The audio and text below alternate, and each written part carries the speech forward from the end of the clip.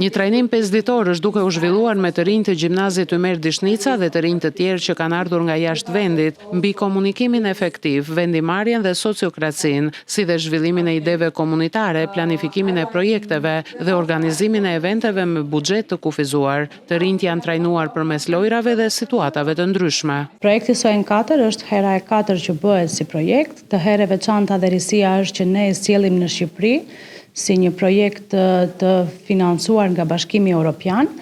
Pjesa më e rëndësishme e këtij projekti është që kemi bërë partnere shkollën Ymer Dishnica në Korçë, duke sjellë një risi jo vetëm për nxënësit, për Korçën, po dhe ashtu për të vazhduar kjo nismë më tej. Pjesëmarrësit janë nga Malezi, po ashtu dhe nga Kosova, duke ju bashkangjitur nxënësve të gjimnazit 3 në Korçë Ymer Dishnica. Trajnerët janë të gjithë nga Polonia dhe nga Slovakia. Aktiviteti në Korçë është një trajnim 5 ditor, ku nxënësit po mësojnë nëpërmjet edukimit jo formal, nëpërmjet lojrave dhe ushtrimeve të ndryshme në gjuhën angleze.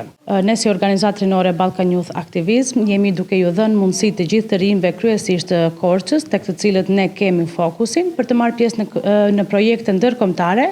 Dhe këtu vlem të theksojmë që në të njëjtat ditë me këtë projekt kemi dhe një pjesëmarrëse e cila është duke na përfaqësuar Korçën dhe më tepër Shqipërinë në një projekt tjetër në Uzbekistan. Ky projekt që aplikohet në Bashkimin Evropian ka prej vitit 2018 që vazhdon dhe ne jemi duke u përpjekur që të rinjt të aplikojnë idetë e tyre mbi biznesin, pra të sjellin ato në jetë. Trajnimi është me disa faza. Pikë së pari ne kemi bërë fazën hibride, që ka qenë një trajnim online, ku kemi mësuar të rinjtë se si do të punojnë pikërisht në këtë trajnimin që ne po zhvillojmë sot.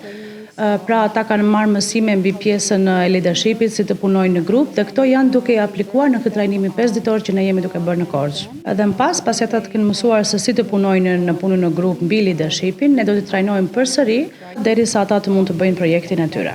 Të rinjt janë shprehur se është mjaft e rëndësishme që janë përfshirë në këtë trajnim, i cili kontribuon realisht në ndërtimin e një brezi më aktiv, më të ndërgjegjshëm dhe më europian. SOEN 4 ishte një nga projektet më të bukura so far që kemi eksperiencuar. Ne po ndihemi shumë mirë dhe po socializohemi me nxënësit e shteteve të tjera, ishte thjesht një eksperiencë e magjishme në përgjithësi. Përmes këtyre trajnimeve synohet rritja e profilit të rinisë shqiptare në arenën botërore dhe nxitja e shkëmbimit të eksperiencave.